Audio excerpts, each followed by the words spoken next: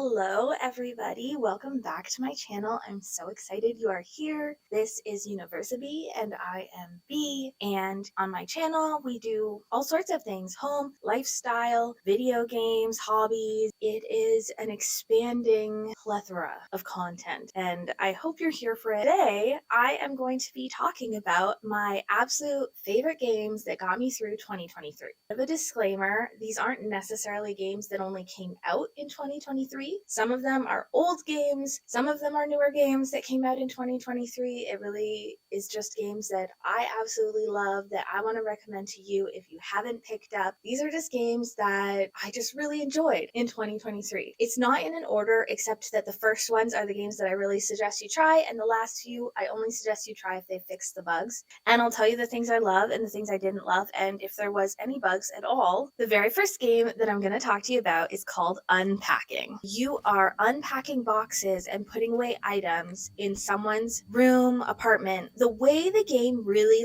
grabs onto you is that it's actually a story. You're not just unpacking anybody's stuff. There is one person, and they're going through all of the stages of their life, and each time they move, you unpack their boxes. Sorry, I'm getting choked up.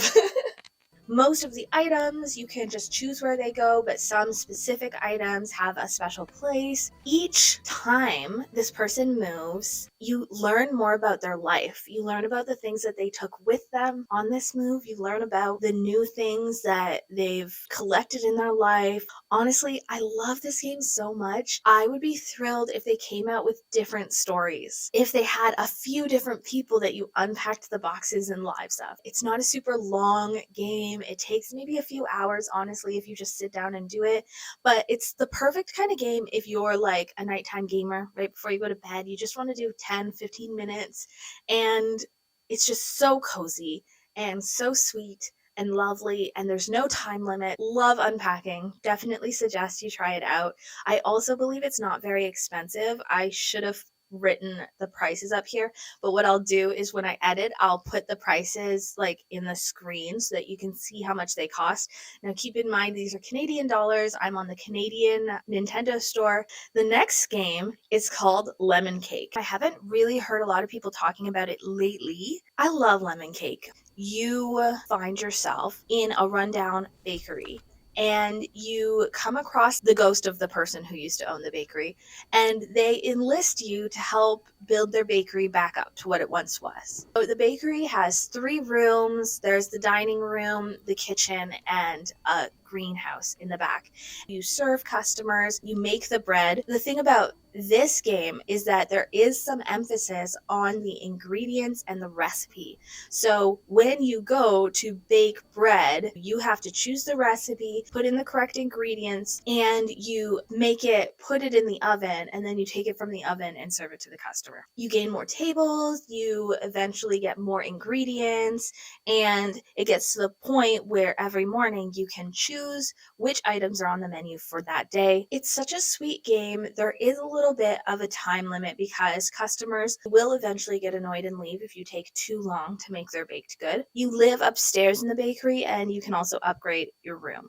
Now, you can't really customize anything, although the character is customizable and they have some really cute outfits and things, but once you make your character, as far as I know, you can't recustomize them or change outfits. I did have one day where there was a bit of a glitch and I ended up having to replay a day. It was a little annoying, but since then I believe that the glitches have been fixed and I haven't had that problem since. It wasn't a big enough glitch to make me stop playing. This game is kind of like Stardew, where you have to play a whole day in order for it to save. It's not necessarily the best game if you only have 10 minutes because the days can take a little bit longer. One thing to take note of is that it can feel a little clunky. Definitely recommend. The graphics are really cute. It's really fun. You can clean your cow and your chickens and you water plants. Okay, the next game, it's called A Little to the Left. The whole gameplay is puzzles to do with home things. For instance, a lot of the puzzles are putting back together a broken plate and figuring out where the pieces go,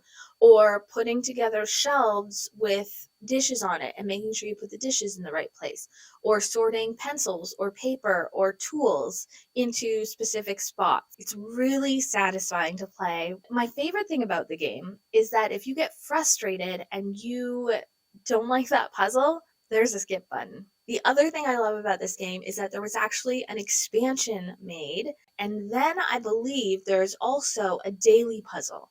I only recently figured that out, so I'm not really sure how it works. I did one the other day and it was just sorting papers. It was nice. There is a cat who lives in this house that you are organizing. This cat will break things that you have to put back together, leave dirty footprints that you have to clean up, and sometimes the cat wants to play and will play by moving things around that you have already sorted and put away.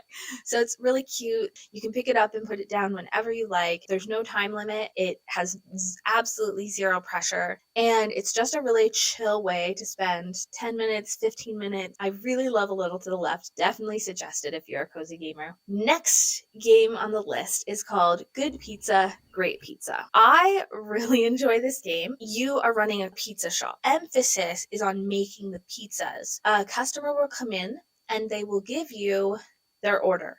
Sometimes their order is a riddle. So you can ask up to 3 times what they mean. The tricky part is sometimes the character will change what they mean. It only happens once or twice. I got really confused a couple of orders, and if you get their order wrong, they will kind of say something snarky to you. You start out with just really simple ingredients, just cheese and regular pizza and sauce, and then you eventually can upgrade and unlock other ingredients. Now, this game does have a bit of a storyline, although it is a slow burn. Here's some things that you need to know about this game in order to properly enjoy it. First of all, it is not a controller game. I absolutely suggest you play it on the touch screen and you do not use a controller. I will show you the clip right now of me struggling to play this game so that I could, because the only way I can record is through my computer, and so I have to use a controller. And it did not work, and I got so frustrated, so I just stopped. I'm sorry, you don't get to see a lot of gameplay, but you do at least get to see how the setup is. The second thing is, when the storyline does pop up, now this will be at the very beginning of the day, a random character will pop up that is clearly not a character that's a normal customer, and they will ask for a specific pizza. Look up what their pizza is if you don't absolutely know what it is, because if you fail and that customer leaves, it takes so many more days for them to come back. I have been stuck on this one part of the storyline for so long because the goat shows up and just says, "Ma, what kind of pizza is that? Tell me what you think that kind of pizza is." And I promise you are wrong, okay? So I definitely suggest if you get frustrated about things like that, just look up the answers to the storyline on this one. I actually really love Good Pizza, Great Pizza. I got super obsessed with it for a while and was just like trying to get the pizzas done as quickly as possible. I will say it's a little boring once you unlock all the upgrades. And that's probably why I was so frustrated with the storyline, because I've unlocked all the upgrades and now I'm just stuck on the storyline. When you start the day, you have to finish the whole day before it will save. So keep that in mind while you're playing. Okay, the next game, I actually videoed me playing this game for this clip, and I ended up playing a lot longer than I expected to because I forgot how fun it is. This game is called Cat Cafe Manager, and your grandmother has left you her cat cafe, but it's basically destroyed to the ground when you arrive. So you basically build it up from the ground up.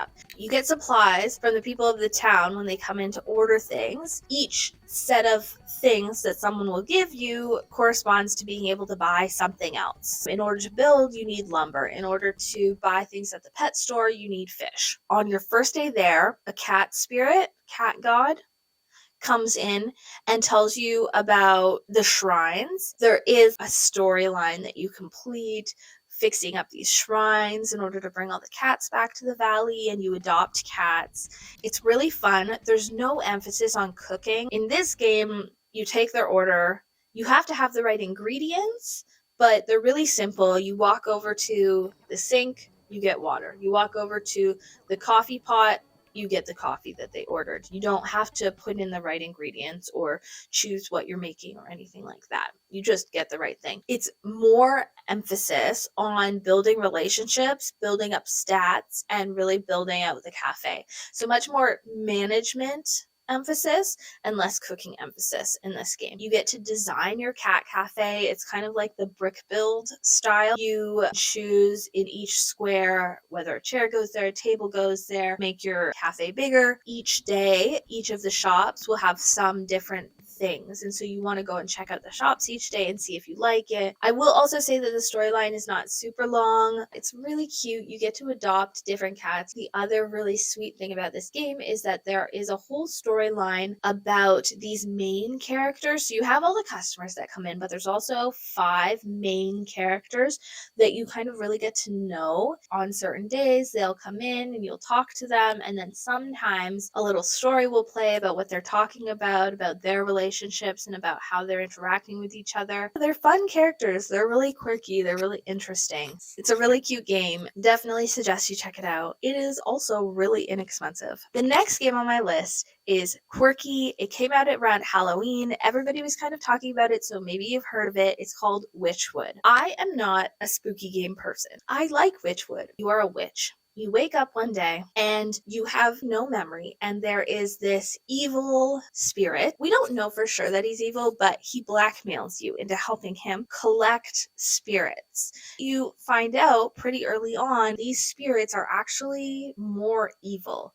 So you're collecting spirits of animals who are taking advantage of people in your space, in your area. I believe there's 8 animals, and you do 4 at a time, and you can have multiple storylines running. Once you finish the first 4, then he sets you out on the path to collect the last 4. You don't have any weapons. You're a witch. So the way that you beat a lot of these spirits and collect them is with spells, charms, things like that.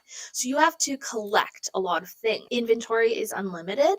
I never run into a problem where I had too much inventory, but some of the items are difficult to collect because you have to collect other items, craft some sort of charm, and use that charm on another animal in order to collect that item. Most of the items are pretty simple to collect, but it can be a bit of going back and forth, which can be a little annoying. It's kind of part of the fun of it, so I wouldn't worry too much about collecting too much at one time. There are some enemies that can attack you if you get too close to them, but if you move away from them, they don't follow you. It definitely has a vibe. The entire game, the art style, the way that the characters move, the way that the characters interact, it's really fun, and it really all fits in the vibe and nothing seems out of place. And I really like that about it. And for each kind of spirit or boss that you complete, there's a whole storyline. So you have to do a whole bunch of different things, collect a bunch of different things, and you learn about what it is they're doing to the people around them. You never feel bad about a spirit you've collected. There was absolutely no bugs that I found at all. Perfect if it's near Halloween time because it's a very like witchy Halloween game. I would say it's like the only kind of creepy-ish game that I have ever enjoyed. Now, the last 2 games on my list, unless you're brand new to gaming, you've heard of them. Feel free to skip ahead a tiny bit to the games that I suggest if they fix the bugs. But if you are new to gaming, here are my top 2 recommendations, and that is Animal Crossing New Horizons and Stardew Valley. These are basically the original cozy games for the Switch. Stardew Valley is a farming simulator where you show up in Stardew Valley because your grandfather passed away and left you his farm, and you've gotten tired of the hustle and bustle and grind of your everyday life, so you want to basically drop everything and leave and start a farm. For 2 years, you want to work and make your grandfather proud, and at the end of 2 years, on the eve of year 3, he will come back and he will tell you whether or not you did a good job. Honestly, if you haven't picked up Stardew Valley and you like cozy gaming, do it. You really can't go wrong. I love Stardew Valley. You can go watch some of my playthroughs if you're interested. I have a couple on my channel and I'll have more coming out. So if you want to know what the gameplay is like and you aren't sure, go check those out. The last game on my list is the most expensive game on my list, Animal Crossing New Horizons. It is the next in the long-running series of Animal Crossing games that have come from the GameCube and from the Wii. I feel like I forgot about the Wii for a minute, and now I just need to take a second and remember that the Wii existed. And actually, there was a Nintendo 64 Animal Crossing game only released in Japan, and if you'd like to watch me play it, I just have to fix the battery in the cartridge that I have because it keeps resetting to 2000 and giving me a million weeds, and it's really frustrating. It is interesting. It is the original Animal Crossing, and it's all in Japanese, and it's very difficult to play because I need to have my translator out. Because a little known thing about me is that I don't speak Japanese. Let me know if you want me to play that, but I digress. Animal Crossing New Horizons is a game where you play as a character. You have just bought a vacation package from Tom Nook. You take out a loan and you start a life on a brand new deserted island with 2 other animals who have decided to move with you, and your job is to build up this island to be a home. You basically can expand and unlock a whole bunch of different things until you get to the end goal, which is your ability to terraform your entire island and design and produce furniture and basically just build and create whatever kind of crazy dream you can dream up. Animal Crossing is a game that's designed to be played every single day. I know that sounds crazy. But basically, the idea is that you play it for 30 minutes or an hour every single day, and you can't just play straight through. It is based on the real world clock. I say if it's your first time picking it up, just pick it up and start. Just don't look up all of the things. It will tell you what to do, and there's not a huge storyline, and it can be a lot more fun if you just get surprised each day by what you need to do. And pick your island carefully because you only get that island unless you restart. Now, that is something that you should know about Animal Crossing that a lot of people griped about when it first came out. Each Switch console can only have one island. Since you only get one island per Switch, that means that if you share your Switch with siblings or a partner and they start Animal Crossing, they'll be on your island. My husband was on my island.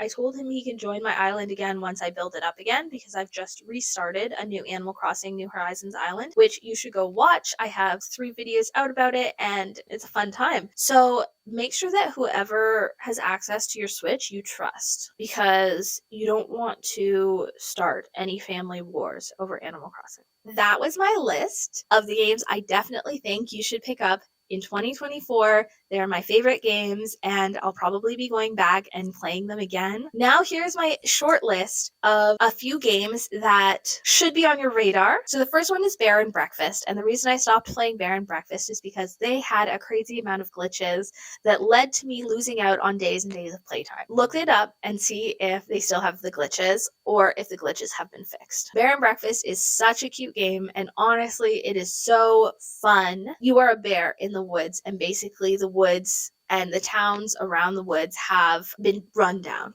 with time. And there used to be tons of tourism in the valley, but there isn't anymore. You have a vision that you're going to bring back tourism to the valley, so you start creating bed and breakfast. You are very much the manager. You don't run the bed and breakfast. You hire people to run the bed and breakfast for you. And it's kind of like an expansion game. Like you make a bed and breakfast in a whole bunch of different places. You have a bed and breakfast empire, and each bed and breakfast has a different theme or style. And honestly, I really like the game. It's really fun. There seems to be so much expansion, so many people that you can meet, so many new things that you can do, but it did have some pretty unplayable bugs, so I definitely suggest you look that up. If there are no bugs, pick up Bear and Breakfast. It is so fun. The next game is House Flipper. House Flipper did have some bugs where I lost some progress and that was annoying, but the main reason that I stopped playing House Flipper is because I find the controls on the Switch to be annoying. On the computer, I feel like this would be a much more fun game, or if you just find the controls to be more simple than I do, you might love House Flipper. You're basically a house flipper. It's more of a real life sim where everything, it doesn't look like real life, but it's not cutesy. It's not cartoonish. You clean houses, you fix them up, you paint them. Sometimes you put furniture in them based on someone's work order. It is really fun and really satisfying to clean up all of the garbage in some of these houses. I actually really liked House Flipper and I played it for a really long time. And honestly, it's almost in the original list if it was just a bit easier to handle, if it didn't have a couple of bugs that made me lose progress, and if it was a little bit cuter. Like, it kind of just looks like MS Word clip art. So it's on my maybe list. It's on my maybe list. The next game on my maybe list is called Jenny LeClue. This game is really cute. You play as a little girl who is a detective. Basically, she's just finding clues and figuring things out and collecting things in order to solve a mystery. There's a whole storyline. The only reason it's on this list is because it's a really slow burn and I got a little bored. But if you have more patience than me, it's a fun game. And if you like a slow burn and kind of puzzle clue finding game, definitely try Jenny LeClue. The last game on my list, it's a little clunky. It's not like super smooth. It's not as well designed. And that is Spirit Tea. You can find my full review here on the channel, and you can also find my beginning playthrough. And I definitely suggest you go watch those because I'm not really going to give you much in this video. But Spirit Tea is a fun game. You play as someone who is a writer. You move to a small town in order to get inspiration, and then you are tasked by a spirit to reinstate the bathhouse and to bring it back up to its former glory. The game is building relationships with the people in the town and helping the spirits and running a bathhouse and making money. And it's really cute and fun, and I definitely suggest you go check out my review, which will tell you about any bugs and things that I experienced and things that I didn't like in the game, but also the things I love about the game. And also go check out my beginning playthrough. That is my really long list of all of the games that I loved in 2023, plus some that I think needed a few little fixes and I would have loved, but you might still love them. And I hope that you enjoyed this list. I hope you got a lot out of it. Please subscribe if you're interested in seeing more videos like this. Comment down below what your favorite game of 2023 was. I hope you have an amazing week, and I will see you next week. I love you all so much. Bye!